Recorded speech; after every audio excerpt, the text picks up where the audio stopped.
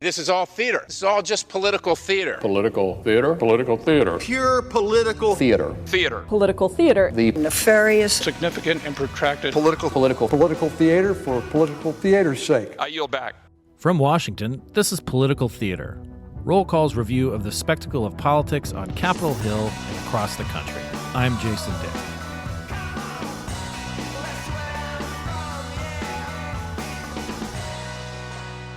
As Congress tries to meet its arbitrary deadline of sending President Donald Trump his one big beautiful bill, Republican leaders are scrambling to sell their members and the public on its merits. And while Trump usually gets what he wants from Republicans in Congress, the public is not quite sold yet. Public opinion polls measure the mega bill's popularity as underwater. According to CNN, across 4 recent polls from the Washington Post, Fox News, KFF, and Quinnipiac University, the legislation was on average 24 points underwater. On average, 55% of those surveyed opposed it, while 31% supported it, making it the most unpopular major piece of legislation passed since at least 1990, according to data crunched by GW here in Washington, D.C. Yet Senate Majority Leader John Thune told Axios this week, while acknowledging the bill's unpopularity, that its components would be popular and that Democrats had out-demagogued Trump on the issue. That's no small feat. But no problem, according to Thune. The GOP would eventually lead on the merits and people would see how incredibly beautiful this one big beautiful bill is. This made me think of the kind of statements Democratic leaders put out in the face of their own big bills recently, such as the Inflation Reduction Act in 2022 and the Affordable Care Act in 2010. They maintained that while the legislation might have been unpopular or unknown in some cases, the components were popular and good, and the public would eventually get there. But the public wasn't sold. They lost House majorities in the next election. So Roll Call managing editor Jessica Wehrman and I are going to discuss some of these big bills of the past, big bills in general, and also all related issues, and including magical thinking. Jess, welcome back to Political Theater. Thank you so much for having me. So again, this is not, Thune's comments are not new. But the polling is new, and the polling has been remarkably consistent. That the House passed this legislation a few weeks back, sent it to the Senate. There haven't been a lot of hearings on this, so the public hasn't had as much of a chance to weigh in. Again, one of the things that amused me too about the Thune's interview with Axios is that the big caveat is that there is no final version yet. They're still kind of constructing it. I mean, it's hard to like a bill when you don't actually know what's in it. And there's still a lot of these things that are being debated and will maybe debated into this weekend. So we don't actually really know. We don't really know what is in the bill. So it's hard to. Yeah. I mean, one of the things that, like Thune told Axios was, people say, oh, I didn't realize that. I really like that. This is in there? I didn't know that. And I think you're going to hear a lot of that, he said.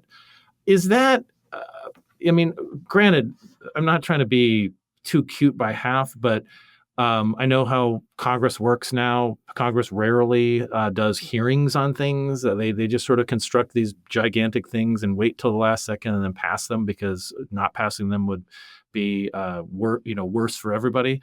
But that whole I didn't realize that was in there when they're voting for this these gigantic bills. That's not a great look. No, it isn't. And actually, during the House debate, you'll remember that some of these House members, Republicans, voted for this bill and then said, wait, we didn't know this was in it. And then they had to actually make some fixes. So, I mean, literally, we're talking about H.R. 1, which is the House version of the bill, is 1,018 pages. We haven't seen the Senate version yet, so we have no idea. We're seeing, even as we speak, there are parts of the text that are coming out. We don't know. And it's possible there might be elements of the bill they like. There's also possible there's elements that they find more unlikable. We just don't know, you know? Right. And one of the, as I'm reading this Thune article and also just listening to what other Republicans are saying about the legislation, that everybody, we're going to prevent this huge tax increase, if they pass tax cuts, which is true. Nobody likes higher taxes, I don't think. But some of the other aspects of it are being debated as we speak. They're sort of in order to pass it through this reconciliation process, They need to have everything has to have a budget effect, and so it goes through this process. I think it was a words of the week, birdbath, in the previous iteration of this high quality podcast. And so the parliamentarian is saying like, no, that actually doesn't have a budgetary effect. You can't put this in there because that should normally go through legislation. Thune also said like Congress doesn't do big comprehensive bills very well. So my question is, well, okay, if you're acknowledging that, maybe do it one at a time. I mean, is that just being naive to think that like? Well, for something like this, because it is a comprehensive legislative package that's aimed at giving Trump his legislative agenda, it's a little harder to do because this whole process is set up in a way that they can ignore the Senate traditional rules of filibustering. This is the whole process. Right. But it is true that anytime we're passing a bill that has huge legislative impact, it's going to be a big one. Yeah. So like, okay, let's think about like Dodd-Frank. That was the banking reform bill. That was like more than 1,800 pages in length. I mean, that's a nice, cozy. That's War and Peace and a half. That's a cozy fireplace read, let me tell you. And then the ACA, the Affordable Care Act, Obamacare in 2010 was like 2,500 pages. Mm-hmm. This is rewriting the healthcare code. Yeah. The revised statutes on the healthcare. But it hasn't always been this way. Right. Yeah. Right. I mean, like NEPA, the original National Environmental Policy Act in 1970, that was like 15 pages. Yeah. So they don't have to be like this. Right. It doesn't have to be this way. It doesn't have to quite be this way. And so I also, getting back to, me thinking about like I guess I've just been around long enough that I remember some of these things. Back in our day, Jason. That Nancy Pelosi, who was the Speaker of the House in 2010, 2008, 9, and 10, when the Democrats in Congress, there was a Democratic Congress and Democratic president. They were attempting to pass through reconciliation this big healthcare package, which became known as the Affordable Care Act or Obamacare. And at one point in 2010, Nancy Pelosi said, we have to pass the bill so that you can find out what is in it. But we have to pass the bill so that you can find out what is in it. This has been, like several, critics of Pelosi have latched onto this, particularly when she criticized Republicans for not releasing text of the what Republicans wanted to do for healthcare in 2017 when they wanted to repeal parts of Obamacare. So that's not a great look to say something like that. We have to pass something to find out what's in it. But the context, is important here. So like I want to read just a little bit more from that, which is that you've heard about the conference. She's speaking to the National Association of Counties annual legislative conference in March in 2010. And right before she said those words, she said, you've heard about the controversies within the bill, the process of the bill, about the bill, one or the other. But I don't know if you've heard that it is legislation for the future, not just about healthcare for America, but about a healthier America, where preventative care is not something that you have to pay a deductible for or out of pocket. Prevention. It's about diet, not diabetes. It's going to be very, very exciting. But we have to pass the bill so you can find out what's in it away from the fog of the controversy. And, at this point, it's important to point out that, Democrats had like released portions of it. They did amend parts of it on the floor, but they had been spent like more than a year having hearings about this, trying to, build a coalition, trying to bring Republicans into the equation. No Republicans ended up like supporting it. But, there was a kernel of truth to, that this actually is like the parts of Obamacare that she's talking about are popular. People they want to be able to get health care if they've had a heart attack in the past, which, they want preventative care to be paid for, things like this. However, just on a raw political level, like it didn't matter for Democrats. They lost the House majority in 2010, largely on Obamacare. Yeah, that was a quote that was very, Republicans just leapt on that. Right. And it wasn't very artfully put at all. Because I think what she meant to say, not that I know, I'm not in her brain, was that basically after this bill passes, you're going to see the impact of it. Right. And that's when you're going to know, oh my gosh, this bill does make some sort of difference. Right. And also, I'm not here to defend Pelosi or Obamacare or anything like that. I just point out that ACA now polls very, very well. Yep. And that was after years of it being sort of litigated. They lost the election over it. There were so many, this went to the Supreme Court. There were a lot of... Multiple times. Yes. Yeah. And there were elements of it that were very controversial. Right. And actually, some of them got struck down. You have Right. to have insurance. You have to have insurance, but you don't pay a penalty on it, that kind of thing. But again, the broader context is that she said, oh, I acknowledge that there's all this controversy, but, you got to pass it to find out what's in it. And even regardless of whether that turned out to be right, 12 or 15 years after the fact, the Democrats lost. The public wasn't sold on it. The public seems to be sold on it now, which, and again, Thune may be absolutely correct that, there are some aspects of this that people want. I'm sure down the lines, you don't really want to see, nobody wants to see, as you said, wants to see their tax bill grow. Right. But there might be elements that they don't like. The bottom line is they just don't really know what's in it. Right. We don't really know what's in it. And Right. we're finding out by the minute, but until this whole thing is rolled out, particularly the finance provisions, which have to do with taxes and healthcare, we don't know. We don't know what we don't know. Right. So fast forward a little bit more on, and by the way, this story had a long tail. I mean, even in 2022, 2023, Kevin McCarthy, who was leading House Republicans during the debate over the Inflation Reduction Act, which we're going to talk about in a second, he kept bringing this up. That trying to liken the Inflation Reduction Act that Democrats were trying to push through using reconciliation, using the same process we're seeing with the one big beautiful bill, and he quoted Pelosi as that, saying here we go again with them saying this is a really popular and you just got to pass it and get it into law, and he again, regardless of how it was actually popular or not, they didn't win on it, at least in 2010. Mm-mm. Inflation Reduction Act, this, in 2020, Joe Biden won the White House. Democrats, had control of both chambers in the Senate and House. Very, small margins, kind of like what we're seeing right now, with Republicans having these very small margins in the House and Senate. They spent the better part of 2021 trying to figure out a way to get Joe Manchin and Kyrsten Sinema, two Democrats, on board to do a big, package. They had already passed some stimulus. The Trump administration had passed stimulus. The Biden administration had done a stimulus package. Inflation was kind of raging, and so even though the legislation was called the Inflation Reduction Act, it was even Biden later on admitted this wasn't really about inflation. This was about making investment in climate and clean energy. Prescription drugs. Drugs.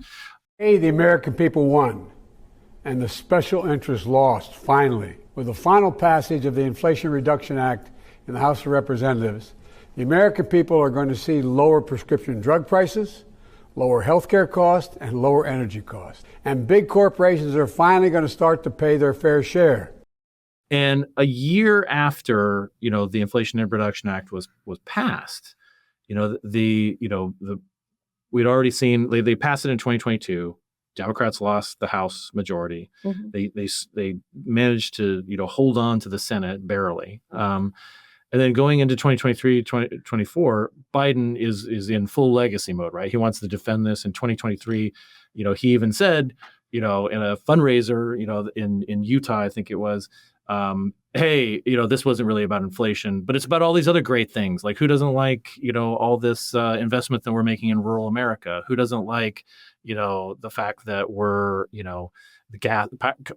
the price of gas is going down, or that you can get a tax credit for buying an electric vehicle, or that these factories that, haven't been, used in years are being used to manufacture chips or things like that. So, but again, even though the polls showed the Inflation Reduction Act was actually kind of popular, it was never as underwater as the one big beautiful bill. It didn't make any difference to Democrats then, and we're still litigating some of this stuff. Trump, and we will for some time. I mean, I think that's the way with all these huge transformative bills. I mean, these big beautiful bills. The nature of them sort of demands some sort of criticism or critical eye. It's not like you've got 15 pages and what's in it. Right. I mean, you can get a pretty good idea. You can look at the summaries. You can even read the bill if you've got time to read, 1,000 words in the case of HR 1. But I mean, it's just a soup. And, Well, and I also just like this is perhaps naive coming from, a political science major and then, an English major, that I don't think it's too much to ask Congress to work a 5-day week. And I mean, really work it wide. Yeah. Not do a fly-in day on Monday and a fly-out day on Friday, but actually like stay over the weekend and start work at 8 o'clock in the morning on Monday, like other regular working people. Yeah. Have hearings about significant legislation that say may cause people to lose their health care. Yes, because for Republicans, they're talking about Medicaid, we're going to get rid of waste, fraud, and abuse. Well, who's not for getting rid of waste, fraud, and abuse? But for Democrats, they spin it into these are cuts. And perhaps hearings could dig into what exactly the impact will be. I mean, but God forbid we pass legislation and, not explore the potential impact, Or at least even release legislation, not like in the middle of the night or have hearings in the middle of the night. That's a little maddening because you just really don't know. It's like Sunday night and you're trying to scramble and figure this out. And there's not a lot of one of my favorite things to do is try to ask our appropriations editor and our spending editor, hey, when's this going to come out? Because he just doesn't. I mean, I might as well ask him, Right. It's like, he's not Nostradamus. No. And now it's even harder than ever. Right. And what it turns out is that, it seems, just from, I consider myself a neutral observer, that like they just want to get this done, and like, check that box. So if they have this, if they have an expectation that people will have 24 hours before this goes to marking up this legislation and sending it to the floor, they'll release it at 24 hours before, even if that's like Sunday night at 10 o'clock at night. And again, this is not doing much service to the public or the members. I mean, these people are not reading this legislation. And I defy anybody, all 538 members of Congress right now, to tell me like who has actually read all of this. Yeah, I'm constantly surprised with Congress how much of Congress is motivated by, I just want to get this done and get the hell out of here. I mean, I just want to not have to work. I mean, markups, you see these markups and there's all these amendments and all these, and then at the end of the day, they're like, this has been a long night. Let's just get it over with. I mean, it's human motivation sort of at its core, and it's not really. And I mean, as a reporter, selfishly, I kind of go, whew, thank God I don't have to do this for another day. But it's not really the ideal sort of environment for creating meaningful legislation that actually sort of thinks through what it's going to do. I mean, we pass so much legislation and it's rolling the dice, There's all these unforeseen consequences that we're like, and we don't really explore that. Almost liken it to, if you're getting like major repairs done on your car, like, and say like, there's something really complicated but really important, like the drivetrain or something. And at the end, like, say the mechanic's been working on it for like 7 hours, and then that like, and they've got another intense 15 minutes or so, like of really making sure things work. And maybe it's just like, I just want to get this done. Let's just slap this together. Maybe it'll work. Or maybe you'll die in a fiery wreck on the highway. We'll just see. I guess we'll just have to see. We'll just have to get you in the car and see how it works. Bill to find out. We'll just have to get you in the car to see how it works out. It is frustrating. And again, I know how difficult this is. I mean, like who among us can sort of think of the solution? I mean, and we might have ideas for a solution, but that doesn't mean we've got, I mean, I've got a solution, which is that they should take their time. They should build coalitions. Pass small bills. They should let the public and the members actually have time to digest what these things do and then hear back. And it should be an interplay of elected representatives and members. And they should vote according to what they think is the best path forward. Now that may small meaningful bills instead of one big beautiful one. That's what you're saying, yeah. Right. But that doesn't pass for much, I guess, in a social media frenzied environment or a president who just wants what he wants.